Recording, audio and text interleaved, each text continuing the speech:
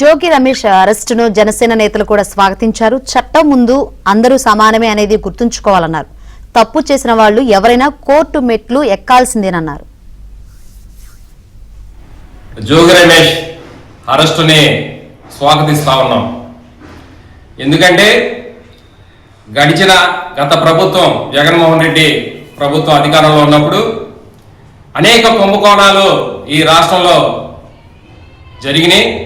అందులో భాగంగానే ఈ మద్యం కుంభకోణం కూడా, నకిలీ మద్యం కుంభకోణం కూడా తెర మీదకి వచ్చింది.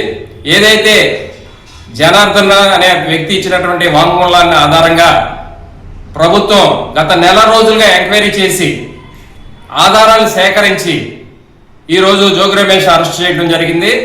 మరి ఖచ్చితంగా తప్పు ఎవరు చేసినా చట్టం ముందు ఎవరైనా తలవంచక తప్పదు, అరెస్టులు తప్పవు, కోర్టుకి వెళ్ళడం తప్పదు, జైలుకి వెళ్ళడం తప్పదు, శిక్ష అనుభవించక తప్పదు.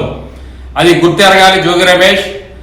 అంతేగాని ఏదో కూటమి ప్రభుత్వం డైవర్ట్ పాలిటిక్స్ చేస్తున్నాయని చెప్పి నువ్వు, నీ కుటుంబ సభ్యులు, నీ కార్యకర్తలు ఆరోపణ చేసినంత మాత్రాన నీ యొక్క ఆరోపణలనే, నీ యొక్క అవినీతిని ఎవరో కూడా ఆపలేరు.